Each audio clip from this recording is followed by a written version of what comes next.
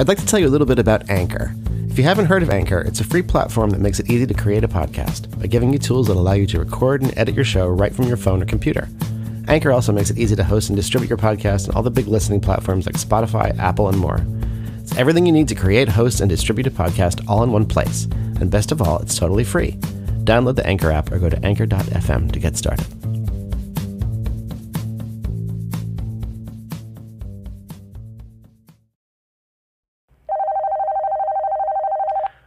Hello, can I speak to Liz Fraser, please? She's sleeping. This is her assistant, actually.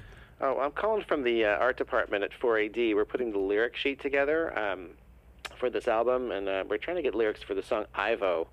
Can you, do you know, they're kind of hard to pick off the record. I was wondering if Liz might be able to tell us. Why do you need the lyrics? Well, for the lyric sheet we're going to make to go with the record. Oh, okay. She actually, her lyrics are right here. Her notebook is right next to me. Terrific. I can actually read it to you if you need that. I'll just write those down. Okay. You have a pen? So this is for the song Ivo. Okay? Ivo, right. Okay. You ready? Yeah. All right. Pete Bow, Peach Blow. Pete Bow, Peach Bow. No. Pete Bow, and by the way, that's hyphenated. Pete Bow, Peach Blow. Peach Blow. Yeah. Okay. Pandora, Pompadour. Pandora, that's with Pandora? an OU. Possibly. Not like Pandora. It's smudged. There's some kind of liquid on it. So it's either Pandora or Pandora. Okay. Pompadour. Pandora, Pompadour. Pale leaf, pink sweet. Okay, that one's pretty easy. The same for me. Okay. Part animal, peep bow. Part animal, peepo. No. Peep bow.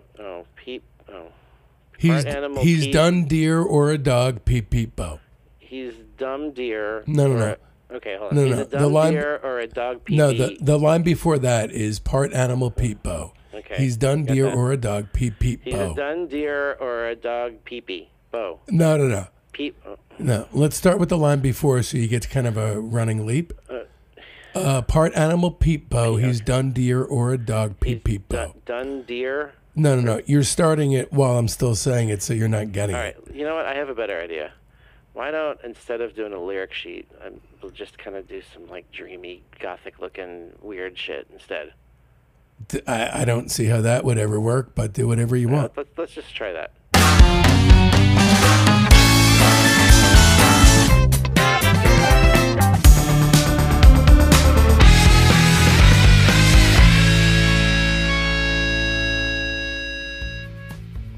I have taken my shirt off tonight in honor of the extremely sensual band that we'll be talking about. But I've gotten ahead of myself here. I'm Dave Gebrow.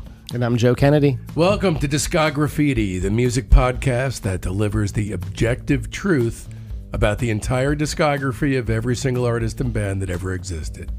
Today we'll be turning the spray cans on the Cocteau Twins, Scotland's ethereal, amniotic vibe masters. Super floaty delight. Before we get started, I want to note for the record that my shirt is on before we go too much further into this, because I know you guys are at home listening to this, and I just I don't want you to think we're both sitting here shirtless. I'm sitting actually naked, swimming in amniotic fluid. We're not the red hot fucking chili peppers. I have a cock sock on. So the way Discograffiti works is that it is a career overview of whichever artist we're looking at that week, and we are taking everything they ever did, every single, every album, every EP, in this case many EPs, and we are giving you a rating and giving you our opinions on... And we research the heck out of it. This is not just off the cuff. And we're listening to all these with fresh ears. We just listened to all these over the last week or so. We're giving you our current, fresh takes. And we're exploding with objective opinions. Yeah, we were actually voted best opinions in the world in 2021 by Opinions Magazine. So tonight we're talking about the Cocteau Twins. And I just want to say, for the record, that my introduction to the band came a little bit late. It was 1994, and I was going out with a girl named Tara. Her brother, I'm going to call him Robert, because that was his name. He gave me a mixtape that was expertly mixed. Now, I had never heard anything of the Cocteau Twins before, and it's 94, so they're almost a done deal as a band. And it was perfectly mixed. one track was blended and crossfaded into the other, and somehow I realized in retrospect he had actually put together an ultimate cassette mix for me. To me, the Cocteau Twins, their heyday was really in the 80s, probably, right? So I remember in high school, some of the kids who were cooler than me and had better taste than me, there was a couple of girls who would like exchange mixtapes, and like the mixtapes are kind of like written in colored marker and like very artistic watercolory looking, and would have like the Sugar Cubes on there and Dead Can Dance, and so I was kind of associate Cocteau Twins with sort of cool girl in high school who's a little bit more mature. And I didn't know any of the song titles. There was no song titles on that mixtape that Robert had given me. But extremely quick backstory. They were the band came together in '79 and died in 1997. Robin Guthrie and Will Hedgie started the band. I may be mispronouncing Hedgie. It's either Heggie or Hedgie, and I don't really care enough to find out because he sucks as a bassist. It's really hard to find a YouTube clip of somebody saying his name. I've looked for hours. Anyway, in 1981 is when the band really pulled together, because that's when Liz Fraser joined the band, and she really is, unquestionably the most talented person in that band. And then Simon Raymond, exploding their palette as a multi-instrumentalist, wound up replacing Hedgie, and they signed with 4AD in 1982. So their first album comes out in '82, and it's called Garlands, isn't it, Joe? It sure is. Now I'm gonna go. I really did not know a lot about the Cocteau Twins even coming into this podcast. I was familiar with a couple of their records.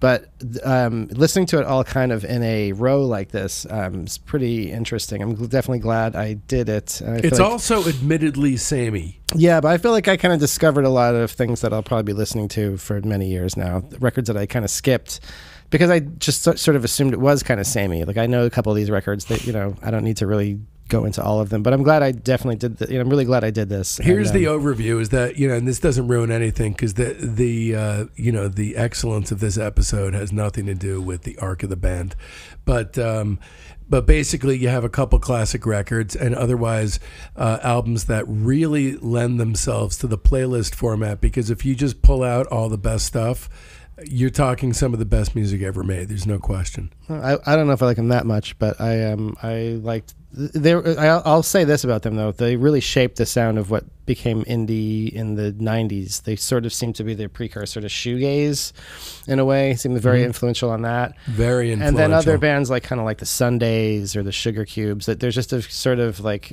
rhythm and ethereal style that's kind of that's their fingerprint. That was and Lush. It became Lush like the sound I of. I love that stuff. I'm a sucker for that kind of. The sound thing. of 120 Minutes, the MTV show.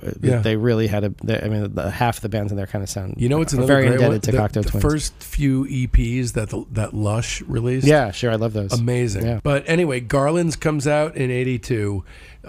This is let's just get the two rock critic nerd words out of the way first: spiky and angular.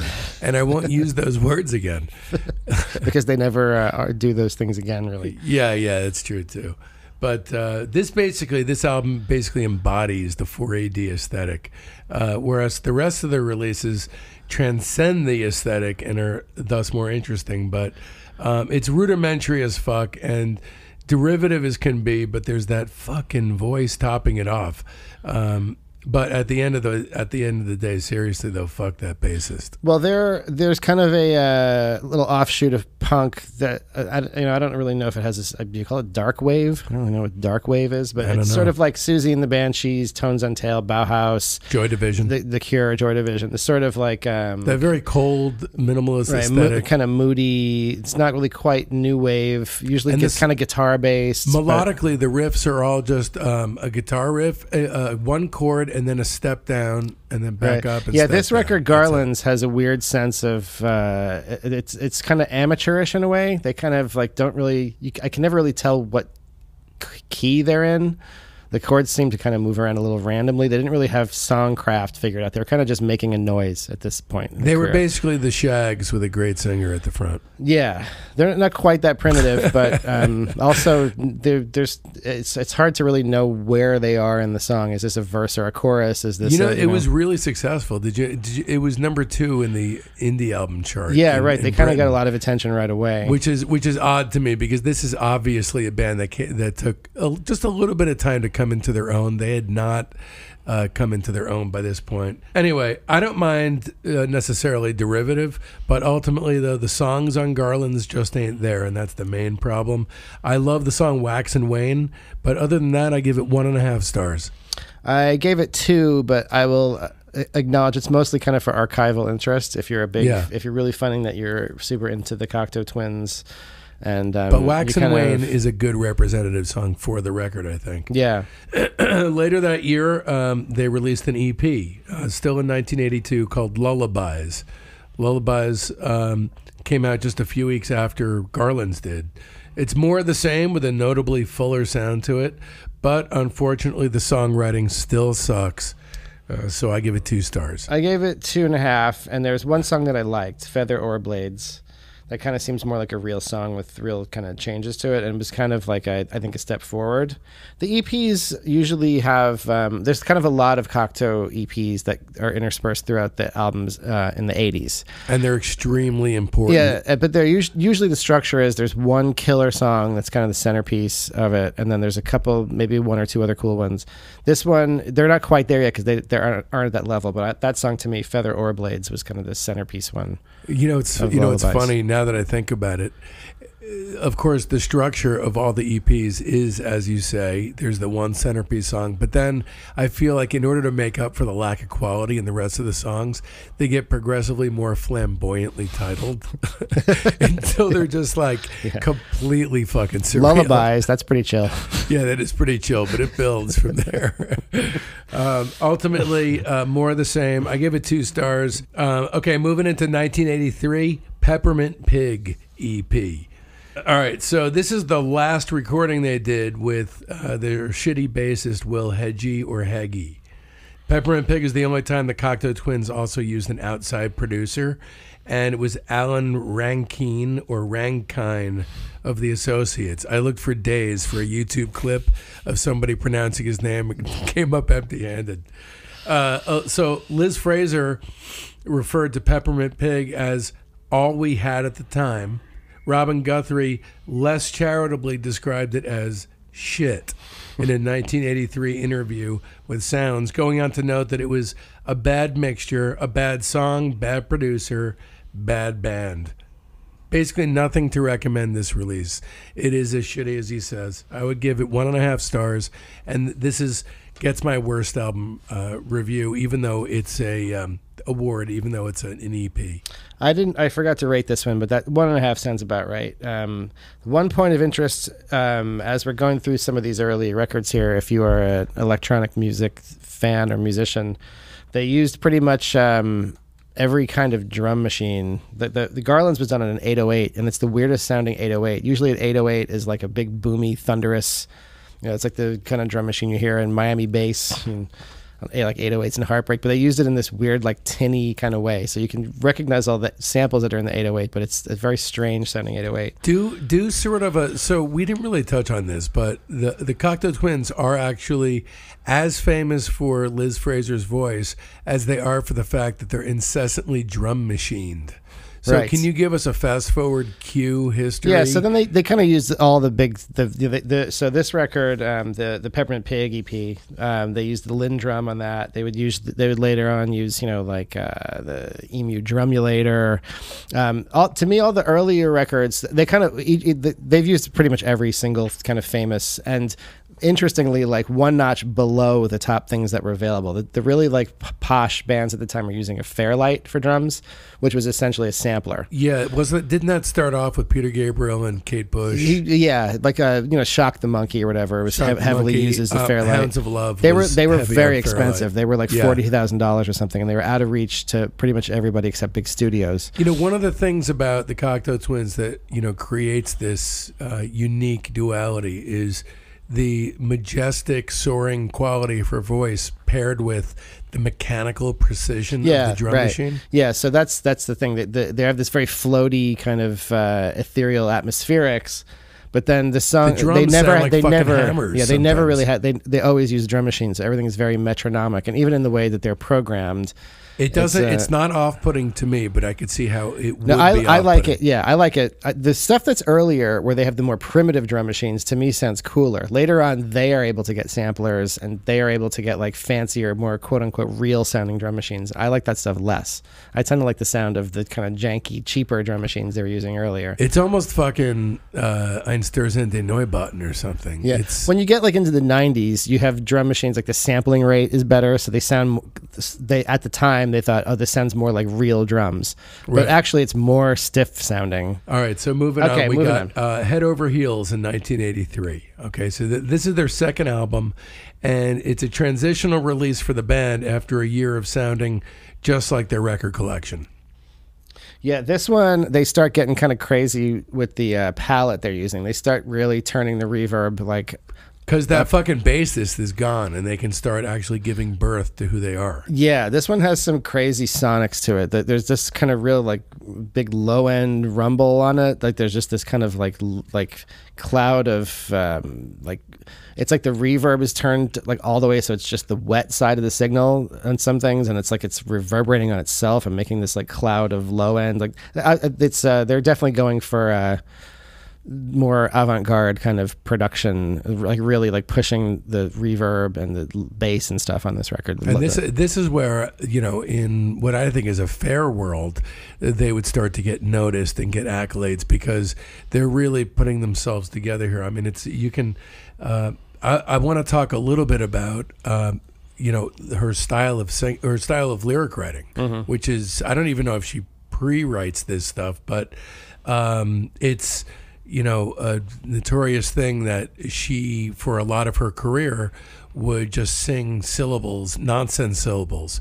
And, you know, there's an interesting push and pull throughout the career because the more she is able to crystallize what it is she's trying to say, the less the music had that sort of otherworldly intensity.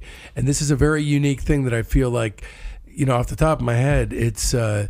you know, Damo from Can did something similar. Sigur Rós, Hopelandic, right? Isn't that what they call it? Yeah. And that to me is intriguing because I don't really find lyrics as interesting as something like this.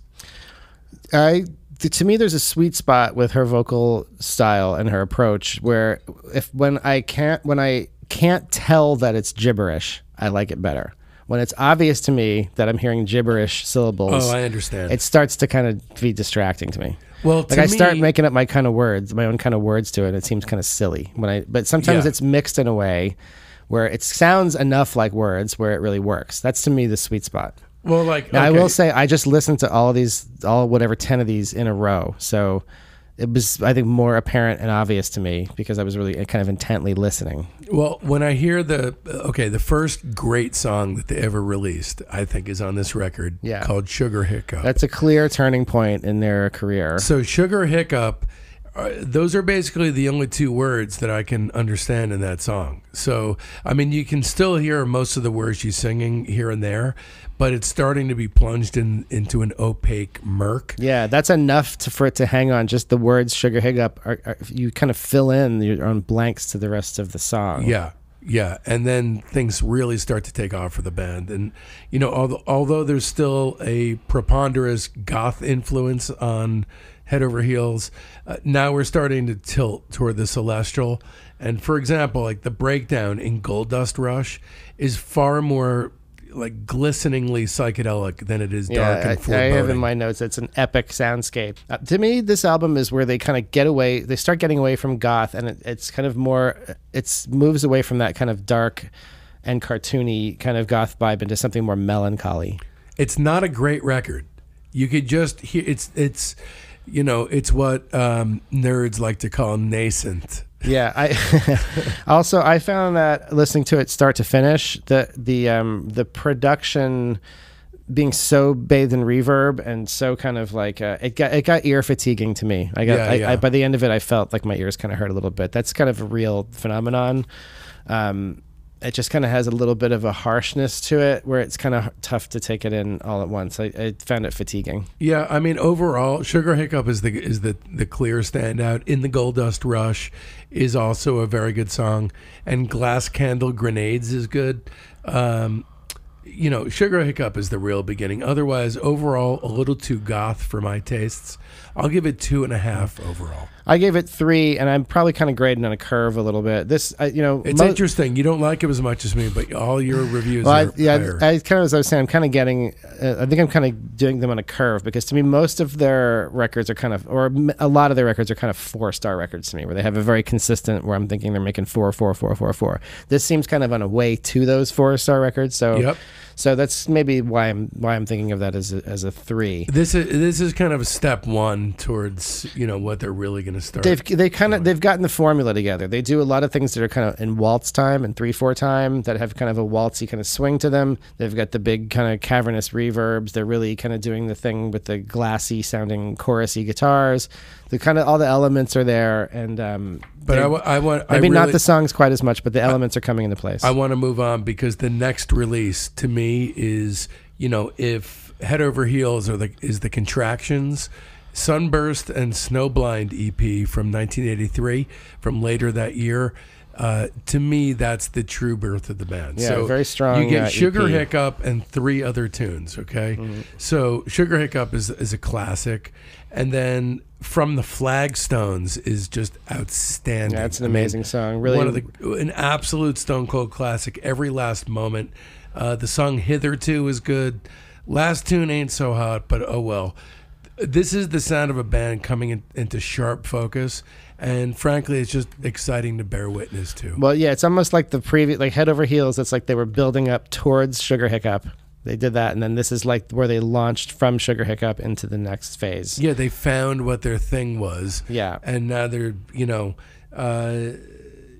moving right into '84. They did the Spangle Maker EP, which is another friggin' classic. It's the first recording that they issued after their new bassist joined the band, Simon Raymond. And the EP featured 2 versions of Pearly Dewdrops Drops and 2 B-sides. To me, this is where they ascend into the heavens and become an absolutely great band. Now, this one's very beloved by the fans, and this is probably their most well-regarded EP. Certainly everything on it is good. I like the other one better. I think I slightly prefer what's the one before it? Sunburst and Snowblind. But that's fucking madness. So this is the Spangle Maker is it's one of my all-time favorite songs. It's got its hands on the fucking fuse box of musical dynamics because it's got this intense simmer. You can tell it's building up to something, and then it explodes into this firework of inexplicable beauty at 3 minutes and 35 seconds. That is one of my favorite intense high points in a song, and it's drawn out to where you think your heart's going to explode if you're Dave Gebrow. Yeah, the end really soars. That's and then Pearly Dewdrops Drops is great. And then that's the classic Cocteauvian 3/4 waltz kind of thing. Yeah, it's like a perfect song. And then Pepper Tree is very good. So, I don't know. This one I give 5 stars. I gave it 4, but I know this one's very beloved by all their fans. It's so goddamn good. It's definitely regarded as a classic, that's for sure. Yeah. Come on, stand next to who cares what it's regarded as? Well, I'm saying, if you think I'm underrating it, fine. I'm in the minority. All right, so moving on from Spangle Maker. In 84, they did something that... 84 was a big year for them. You have the Spangle Maker like EP. Peak Cocteau kind of. You have This Mortal Coil, and then you have Treasure. I mean, that's a really good year. So moving in from Spangle Maker, we have This Mortal Coil, It'll End in Tears. Now, this is the first time I was ever aware of Cocteau Twins was because I was a fan of Big Star, and there's a couple of Big Star covers on the This Mortal Coil album. I will say I never thought this was a good album. I always thought that the 2 Cocteau Twins Orbit-related songs were the only good tunes on this, and otherwise, it was branding that felt like it just kind of limp to me. Did you like this shit? Yeah, well, the songs that were really kind of, to me, the calling card songs were the Big Star covers. Those are the ones I was interested in. And those were like kind of okay. Yeah, they were not. I didn't think they were that good. I didn't love them. What is really. it? Kangaroo and Holocaust. Yeah. Well, whatever. This is kind of the apotheosis of the 4AD spooky goth vibe. Notwithstanding the Cocteau tracks, I stand by my opinion that it's also a total fucking snooze. Notwithstanding Song to the Siren, which was originally Tim Buckley's song on the album Star Sailor, and they do a much better version than he does. And then Another Day, which was originally a Roy Harper song, and they do a much better version than he does. So those two songs are fantastic. That's why I'm giving it 2.5 stars. Otherwise, I don't know what to say. Leave the rest behind and put those two songs on our playlist and head over to discography.com. I rated the Cocteau Twins songs only. So I rated them 4 stars. Just for okay, so on that basis, I would give it 5 stars. Okay, all right, it's good. Fair enough. We'll Siskel and Ebert this shit. Thumbs up on their songs. Yeah, definitely. Thumbs fail. Way up. Pass. Thumbs way up if it was a single or a co-single. All right, so the crowning achievement of 1984 and my best album award goes to Treasure. Treasure is very beloved by fans. Because of the celestial majesty of the songwriting, which is very consistent on this record, plus the really high rate of intense Liz Fraser vocal performances. It's just an incredible bullheaded charge into the ethereal, and so here we are. Yeah, so this record I was familiar with before we did this podcast. This is kind of probably the most acclaimed overall one. This is kind of the consensus, the one that everyone kind of would give a 5-star to, you know. This kind of sound on this record is what I think of when I think of Cocteau Twins. This kind of has all of the elements. The palette is very defined, and it's kind of like they've been taking what they've been doing over those strong EPs over the previous year and doing it over the length of a full-length record. And they finally cracked the code. And frankly, this is, I think, as good as they got in the 80s. I felt like it was variations on a theme for a while. They still had great songwriting, but this is kind of the template. So when you listen to it now, you know, if you give this record a spin, try to contextualize it in 1984. It was pretty ahead of its time. There's nothing like this. I think it's very ahead of its time for 84. But before we go into the actual songs, I don't know if you know this, but Ivo Watts Russell, who is the 4AD guy, originally tried to hire Brian Eno and Daniel Lanois to produce the record. Right. Did you know that? Yeah, and they passed. Yeah, he passed. Eno felt the band didn't need him, and so Guthrie wound up producing it. You could see why Eno told them, you know, you don't need me. Their strength really is production and arrangement, you know, or at least it's one of their strengths. You know, these records sounds, you know, they sound of their time for sure. There are definitely 80s elements to them, but the transportive kind of quality of the music hasn't really diminished. It still sounds very otherworldly. You know, and it's still got that intensity. So I don't see how Eno would have really helped them. Really, I don't see what he would have. He just would have cranked the reverb up to 11, maybe, and it's already at 11. Yeah, that's how you're going to fix the Cocteau Twins. More reverb. Yeah, exactly. Just slather that shit on. So I mean, there's so many great songs on this record, and right out of the gate, you got Ivo, which is excellent. You have Lorelei, which, you know, anyone who ever says, I don't know if I like the Cocteau Twins, that's the song I generally put on. I feel like that one I was aware of, like when I was a teenager, like they'd play it on like at night at clubs and stuff. It sounds really great over a club PA. Yeah. It has that kind of big anthemic kind of thing to it. I honestly am never not in the mood to hear it, which is a good thing for a record. It's also my mom's name, Lorelei. Nice. Yeah. That's sweet. That's a great song for an unusual name. Hi, Mom. I hope you're not listening to this. Hi, Mom. If my mom was listening to this, she would have definitely quit by now. There's no way she would be 20-something minutes into this Cocteau Twins episode. Yeah, because episode. my mom is a big fan of the latter era Cocteau Twins, but not the early stuff. Obviously 5 stars with this one. I mean, this is an absolute classic record, and as far as I'm concerned, their best album, and objectively speaking, one of the greatest albums of all time. 5 stars for me too. If you like Cocteau Twins, you'll like this. This is the place to start, basically. Yeah, that's actually a good way to put it. I would start here. Yeah. If you're not into this, don't really probably need to go any further. Yeah. So moving into 85, we have, it's a transitional year because they don't have any grand statements. They don't have any LPs, but 3 EPs and an appearance on a compilation. So kicking off the year, we have I don't know if I'm pronouncing this right, and I could care less, IKEA Guinea EP. Sounds right. Okay.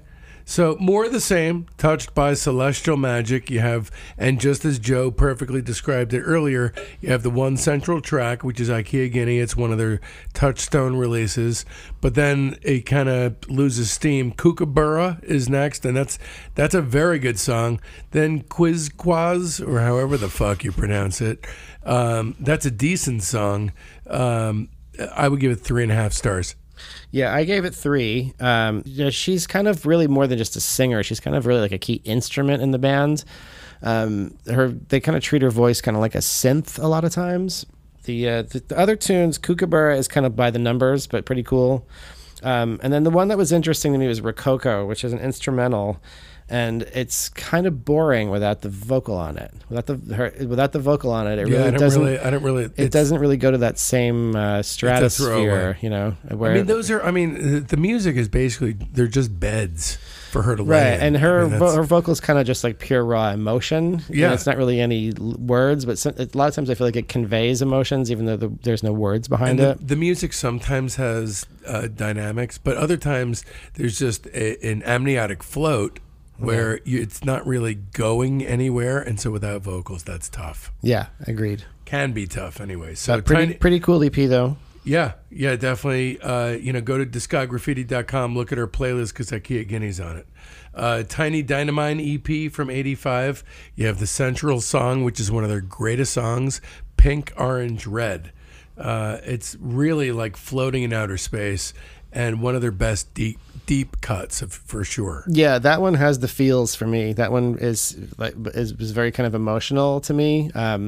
Like a very evocative kind of song. I think the title really suits it well. It's perfect. This is a really good EP, Tiny Dynamite. I liked pretty much every song on this one. I like the rest of them. Ribbed and Veined is a bit spa music-y, but still really pleasant. This also has more. This has more stuff on it than their usual EP. This is kind of Titan. These song titles are fucking great. I give this EP 3 stars. I give this one 4. I quite like this one. For a guy who doesn't like the Cocteau Twins as much as me, you sure like the Cocteau Twins better than me. I think I have like a curve going on with my interest in them. I think so. I love how we're using the same rating system, but we have different rules for it. All right, it's all very scientific. It is. All right, so moving towards the end of 85, we have the Echoes in a Shallow Bay EP. So this came 2 weeks after Tiny Dynamite. No classics on this one as far as I'm concerned, just diminishing returns as far as these EPs go. I give this one 2.5 stars. I give it the same, and this came as you can get it, I guess for a while it came out as a twofer with Tiny Dynamite. So if you put them both together, they're kind of like almost a full length. But the Tiny Dynamite songs are way stronger. Yeah, they have sort of a diminishing returns thing happening with their EPs in the mid 80s, which is unfortunate because that's where a lot of the magic first sprouted for the band. Yeah, 1985 kind of ended with little. Well, actually, it's a great song. It's just one song on a comp. Don't even remember the name of the comp, but the track is called Milla Millenary, and it is one of their best songs. I just give that song 5 stars, but you can find it on our playlist. So 1986 is a pretty solid year for them. They release a record, an EP, and a collaborative album with Harold Budd. More on that later. But so 86 kicks off with Victorialand. No Simon Raymond in this one, just the 2 Lovebirds. It's very austere, not much bass or percussion to speak of, super billowy, basically like watching a pair of lace curtains blow gently in the breeze for 30 uninterrupted minutes. Yeah, have we mentioned yet that they're a couple? That they're lovers. Yeah, so that comes more becomes more important later in the story, but becomes the fissure point. Right. Always start a band with your wife. Yeah, or husband, your spouse. Right. Always start a band with your spouse. So this is a very consistent record for me. I didn't think. The thing about this one is it doesn't reach these intense heights that a lot of their other records do. But I mean, you have a couple of absolute classics in Whale's Tales and Little Spacey, and then you have a string of very good songs like Lazy Calm, Fluffy Tufts, throughout the dark months of April and May. Now this is another one. I feel like I like this one better than you do. This one I liked quite a lot. This is not really one of their more heralded albums. This is kind of an oddball. It's quiet. It doesn't have that bottom. Yeah, there's almost no drums on it at all. I think maybe one song has a little like CR78 drum machine ticking away a little bit in the background, but that element, the big kind of boomy drums that are part of their sound, are not on this at all. This is almost kind of like an ambient record. This is one of the toughest albums to dance to, and god damn have I tried. I think it's a minor release ultimately, but it really is one of their most consistent albums. I like this kind of thing a lot. I listen to a lot of ambient music. I'm kind of like this. Me too. You know that. This one seems very listenable to me. Curious what you give it. In a way that I give it 4 stars. Okay, I give it 3.5. Yeah. We're basically on the same page with it. It is a little bit almost like new age kind of vibes in places, but again, that's music that But then ultimately, I like goopy. Ultimately, shit. This template became like the marshmallowy goo that the end of their career became. Yeah. I mean, that's they're it was like the oven was open too early and it melted. I mean, that was basically those intense peaks were shaved off because the consistency. Well, they kind of got back to doing the other thing that they used to do after this. This is really a one-off. This isn't really. This is kind of a dead end that they didn't really stay down. It's kind of like it is really like if you took one of the records and subtracted a lot of stuff off it. Like, Love's Easy Tears EP. They're rocking again. Yeah, it was the 8th EP released by the band. Their last EP for 4AD, and their last EP for another 7 years until Snow, which is more on that later. But I just want to say before we get into the actual songs that pre-internet, if you wanted to really follow a band that was trying intentionally to leave a breadcrumb trail, you would have to really shell out for EPs and singles and things like that. You got to get them in the import section. Yeah, you had to really be on top of it to weather all the changing currents of a band's sound as it was growing, because these EPs, a lot of these bands were changing and growing on these EPs because it felt like there was less at stake. This was a big thing. It's a really great idea. I mean, do a low stakes thing, make your best music, and then that's the template for the LPs you'll make. I mean, that was basically their MO for quite a while. It's kind of a British thing to make the single or the EP that comes in between the album. Yeah. And it's an American thing to collate that stuff and sell more albums. The title track on Love's Easy Tears is another one that sounds a classic. It's kind of as close as they get to commercial or something. It's like it's almost kind of like a pop song. Yeah, it's one of their best songs, and for me here, their feet have been kind of stuck in goo for a little while, and they've been, kind of floating around without that spiky intensity that they have, and here it's returned. Not just massage table music anymore. Love's Easy Tears is fantastic. And then what a fucking title. Orange Appled is the other standout classic for me. Another good song with Those Eyes, That Mouth. It's a great EP. Yeah, I like what she does with her vocals a lot here too. She's sort of adding to her bag of tricks. Like some things almost sound kind of like bird song. Some things are like very synthy kind of thing she's getting. She's really like... she's awesome. Yeah, she's very talented.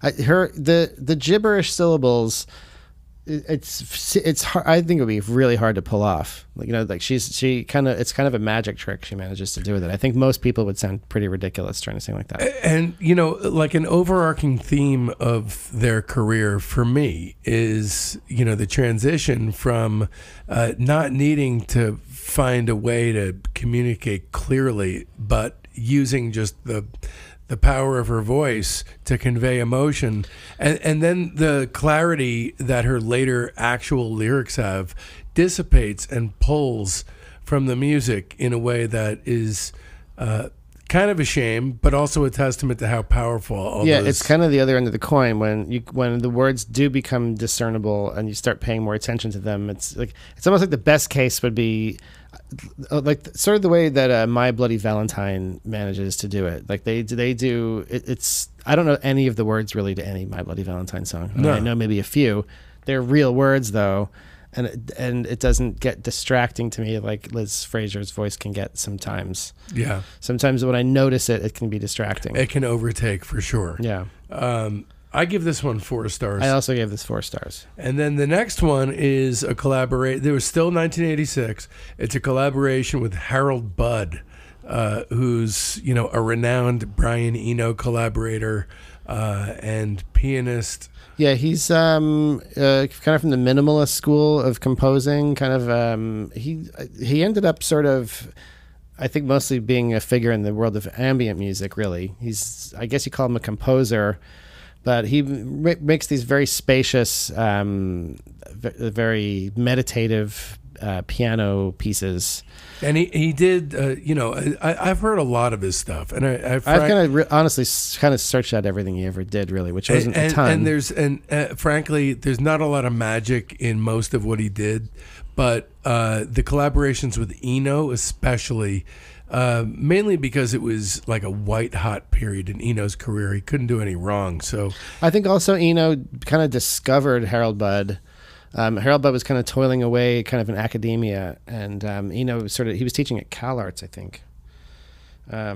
He taught at Cal Arts, and somehow a tape he made got in Eno's hands, and Eno kind of plucked him out of obscurity. And those records that he made with Eno, there's the Pearl, and then there's another one like Ambient 2, the Plateau of Mirror, which is excellent. Yeah, great album. And it's a perfect collaboration. But the Pearl especially. So this is not an album that is well known, mm-hmm. and the Pearl, which is from 1984, side 1 especially, is, in my estimation, the high point of ambient music. Yeah, definitely one of the greatest ambient music albums ever made. It's not wallpaper. I mean, this is like insanely evocative music. Absolutely the most calming. But the record is mostly ever. just Harold Budd playing and then Eno treating his piano. Right, like little like touches of sound. So this record with the Cocteaus is 86. It's a couple of years later, and it's kind of a split record. There are songs there. It's kind of like 4 Harold Budd songs and 4 Cocteau songs, and then they kind of collaborate with each other. Collaborate. They definitely collaborate with each other. Liz Fraser is not on 4 of the 8 songs, but some of them are distinctly Harold Budd written pieces. Right. That the Cocteaus kind of overdub on. The name Cocteau Twins is not even on the release. Right. It credits the 3 members, so Liz Fraser, Robin Guthrie, and Simon Raymond, and Budd individually. Yeah. Harold Budd is playing on this record the Yamaha CP70, which is a very 1980s like yacht rock kind of piano sound. It's the piano that's on like Private Eyes by Hall & Oates. Mm-hmm. It's very 80s. This sounding, I think, in a good way. But here's one of the reasons why I love this record. Possibly the main reason is I very clear in why. One of the reasons why I love this band is that obliteration of meaning. In favor of intensity and conveyance of emotion, but I think at this point the immolation of meaning is basically become the name of the game. So we go from singing decipherable lyrics, 2 snatches of phonetic sounds that have no meaning, to Liz Fraser disappearing throughout half the record, which is a natural progression for the band, and then a new sound is born out of that. I think ultimately a wonderful record. I give it 4 stars. I also gave this 4. A really great one-off. I did not know this existed. When I saw this on the list of records, like, what? This is a thing? Because it's not listed in their discography, really. It's kind of hard to find because it's not credited to Cocteau Twins. But I really like both sides of it, the kind of more Harold Budd driven pieces and the Cocteau. There are some things that are in that very Cocteau style, the Cocteau waltz kind of thing. She Will Destroy You, I like that tune a lot. That's the classic of the bunch for the Fraser tracks. Yeah, that's really super ethereal. That's like a next level ethereal. Yeah, Ooze Out and Away, One How is so fucking super floaty. It's as floaty as the title. It is such a great song. Super epic closer. Yeah, this record's really cool. It's great. And the Bud stuff is fantastic. Away from his Eno collaborations, this is the best he ever did in another setting. And I think this is also like the Eno record that they never made, but they kind of did because they did this instead. Yeah, Yeah. This is definitely, for a side project, it's definitely an essential release. So moving on into 1987. Not a busy time for the band, but in 1987, all they have is one tune on a comp called Lonely is an Eyesore. It's a tune called Crushed, and it's a classic, crucial track in their discography. Go to discography.com and visit the playlist for Crushed. Anyway, moving on into 1988, because I know Joe doesn't know Crushed. Yeah. Do you? I don't. I'm a complainist. After all, the show is called Discography. Yeah. Let's turn our spray cans on 1988, Bluebell Knoll. There is a faction of the fanhood that believes this to be, one of their best, or if not their best. But at this point, they've signed with Capitol Records to distribute in the U.S. The big still on 4AD in England, but they're going to get a bigger push. They're not going to be in the import section finally. But so the big time is starting to beckon. This is the next stage of their growth, just kicking in, kind of like their Revolver. Side 1 is great. Side 2 is kind of limp. So Bluebell Knoll is fucking fantastic. Carolyn's Fingers, best song on the album. Suckling the Mender is a great song. And then you have Athol Bros and For Phoebe Still a Baby. Those are really the only standout tracks for me. Transitional record, 3.5 stars, Joe. I gave this one 4, and this is one of the ones that I kind of found most surprising that I liked as much as I did. I remember this one a little bit because this came out, 88, I guess? 88. So this is when I worked at a record store when I was in high school, and this record was definitely played a bunch. At this point, going through their whole discography, I started to kind of reflect on where they're going and what's, they're kind of just very subtly altering the palette of things with each release. There's growth, and you can hear it, especially when you do a trawl like we've done. Yeah, that's kind of what I was getting at. When you hear it all laid out, kind of all right in a row. They definitely had a slow burn kind of growth through all these records. They're kind of just very slowly refining it. I think Bluebell Knoll, I think the fans like a lot. I don't think this is really considered one of their definitive classics. This is maybe kind of their third most well-known record. It's funny, I just read a thing in Mojo magazine that the other songwriter, Mickey Berenyi, or whatever her name is, right. She was just saying how this is her favorite Cocteau Twins record, which I don't get. I mean, to me, this is clearly not their best, but there's great songs on it. And, now if you really look at the timeline, for the last few years, they're churning out stuff at a high intensity. That's in my notes. So then they're slowing down. From 84 to 88, they did a lot. Yeah, but not even. I mean, 1987, they released one song. Well, I guess 84 to 86 is really where they had a lot of, but they're still going strong to me. This record seemed to just kind of pick up where they left off, even if 2 years to make a record was kind of without EPs in between was kind of long for them at the time. These guys obviously, as the 80s became the 90s, it was a different deal for them. And as far as their recognition and the crystallization of their sound and the lyrics being decipherable, not only decipherable, but extremely hearable. Right. But despite all their success, not everything was going that well behind the scenes. So they parted ways with 4AD. following the next record, which of course is Heaven or Las Vegas in 1990, because of they were butting heads with Ivo Watts Russell. Liz Fraser's expecting her first child with Guthrie. He's snorting tons of cocaine. They are moving into a different level of success, and things didn't pan out for either the group or the couple. So this is like 1990 now, and the kind of there's sort of an infrastructure for this kind of college rock, right? There's sort of a touring circuit. There's like radios. It's kind of matured by the time you get to around 1990. Again, they're on the major label, so you can find the record in the main section of the record shops. I think probably 120 Minutes is starting to exist on MTV. You're starting to see a lot of bands come around that put records out that are kind of in their similar style. They're kind of moving almost to elder statesmen. Almost every song is excellent. I mean, you're basically split down the middle between total classics like Cherry Colored Funk, Pitch the Baby, Ice Blink Luck, the title track, and then really good songs like 50-50 Clown, Fots Poetic, Wolf in the Breast, and Road, River, and Rail. Plus, honorable mention, the Ice Blink Luck B-side is called Mizake the Mizan, and that's a classic. That should have been on the record. I definitely give it 5 stars. I gave this 4, and there's one drawback to this record to me that I guess for some people it might be a positive. The palette's a little different on this. It's a little bit more earthbound. It's a little bit more kind of tight and focused. And in general, the productions and the arrangements don't have that same kind of epic, huge soundscape, Cocteau Twins kind of sound. This is a kind of more refined sound. Like the drum machines we're in the period where they're using quote unquote realistic sounding drum machines. So they're kind of not the old kind of janky new wave sounding ones that are obviously artificial. These are drum machines that are kind of meant to sound like a real drummer, but kind of really don't. So that kind of saps it of a little energy for me. But the song craft and the songwriting, the material is very strong.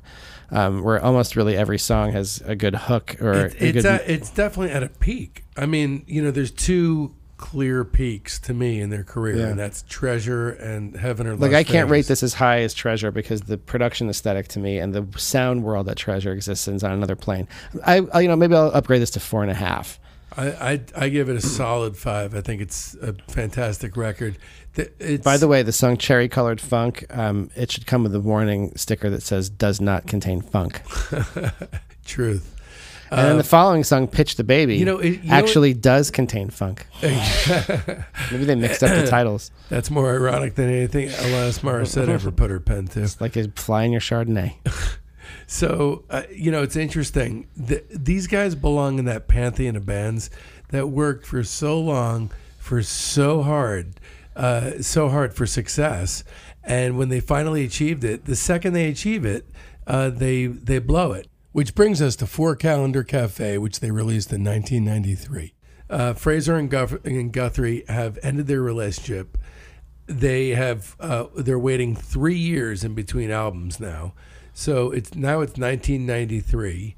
And the album was basically a response to everything that was fucking them up in the last 3 years, including Guthrie entering rehab and quitting alcohol and drugs, and Fraser undergoing psychotherapy. So now she's in touch with who she is. It's clear what she's singing about, and it's very good, but it's a different thing.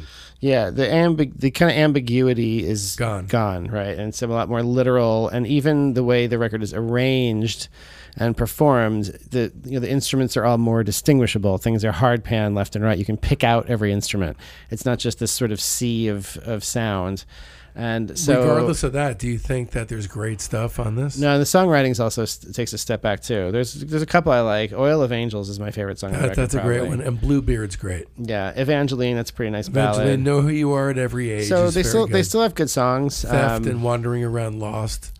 I almost feel like with the band like the Cocteaus, the arrangement and the production and the sound world that it creates is more.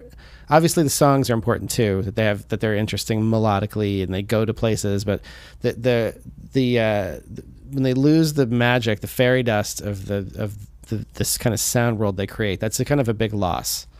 It's a big loss because now, they're born from this sort of spiky, angular post-punk thing, and they become this celestial powerhouse with this intense kick to them. And then when you remove the intensity, what you basically have is spa music. Mm-hmm. And this is kind of the territory this floats around in. Very amniotic, songwriting not quite as good, but still in the mold of Heaven or Las Vegas. I give it 3.5 stars. I give this one 3. This one I didn't really like as much, but there are unquestionably like a handful of really good songs on it. And then, in 93, they also released this thing called the Snow EP. I don't want to hear the Cocteau Twins doing this stuff.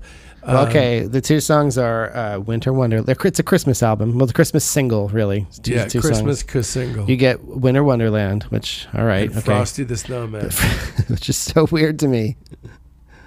It's so weird that exists. I just can't. I hate. I hate Christmas music. Christmas music is by nature music that has like no tension in it whatsoever.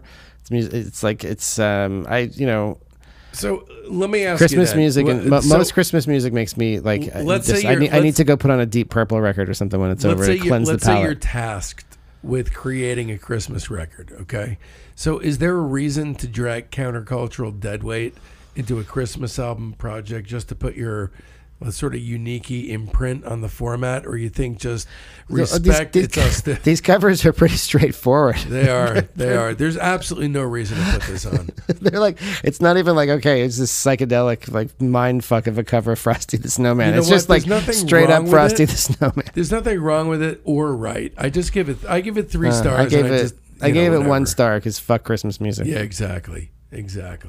So then you get an EP in 95. Now it's 2 years later, only an EP. These guys are obviously falling to bits.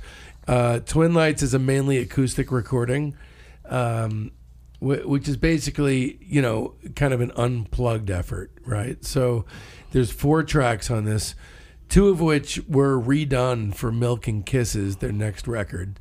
And then Pink, Orange, Red, which was released on the Tiny Dynamite EP back in 85 in a stripped down version with a piano playing the melody, and Golden Vein is the only track on the EP not to appear on any other release. So at this point, they're staggering to a close. Yeah, so you think this one was maybe done like to cash in on the MTV Unplugged craze or something? Apparently, this was her exorcism of having a crush on Jeff Buckley. Right. No kidding. Oh, yeah, I did read that. But it fucking sounds like Tori Amos or some shit. Well, it kind of sounds like generic coffee house. Well, that's not really true, but it's in that coffee house acoustic kind of 90s thing. It's not good. I give it 2 stars. I don't like it. I'm not a fan. Around that time in the mid 90s, I moved around a lot. I lived in a lot of different places, and I have this distinct memory of like always like looking for like when I'm looking for my new place and thinking, there's a cool coffee shop on the corner, and that was like a really important thing. And then I would never visit the coffee shop. What was the coffee shop? It doesn't matter. Wherever I lived, just name one. Bauhaus Coffee Shop in Seattle. Okay. I would think it was called Bauhaus. I think that's what it was called. Anyway. I maybe went a couple of times. I thought I was going to go there, and there's going to be this like amazing salon kind of atmosphere. It's more important that and you're all not these sure about all the these title. Intellectuals would be there, and it would be this very stimulating sort of thing. And I don't even drink coffee, so and I never really became part of any coffee house scene. But for years, I would think, oh wow, cool. Yeah, this neighborhood's great. There's a great coffee shop on the corner. So Cocteau Twins became. So this is from that era, and it's very coffee housey. So it is very coffee. Probably housey. In some of the, I guarantee you, in some of those coffee houses, this record was like a mainstay on the. So moving into 96. What did I give? I gave it 2 stars, I think. Moving into 90, 2 stars. 2 stars. Yeah, so we're in agreement on that one. These guys, unfortunately, kind of peter to a close. As is the story in so many discographies. It's true. It's sometimes, as in Badfinger. Sometimes you do fade away. As in Badfinger, you truly go out with all kinds of bangs. Yeah. But, notwithstanding their 2 shitty last albums. Mm-hmm. So Milk and Kisses in 96. Now the guitars are more heavily layered, and Fraser's trying to obscure her lyrics again, but not completely. The band is augmented with an extra guitarist and a drummer. And this is their last record. It's kind of a half-hearted effort. There's a couple of good tracks. Serpent Skirt. That's the one I like the best. A Pair Due and Calfskin Smack isn't half bad. But this is not a great album, and it's not essential. I give it 2.5 stars. That's what I gave it. What do you know? Yeah. These guys fucking petered to a close.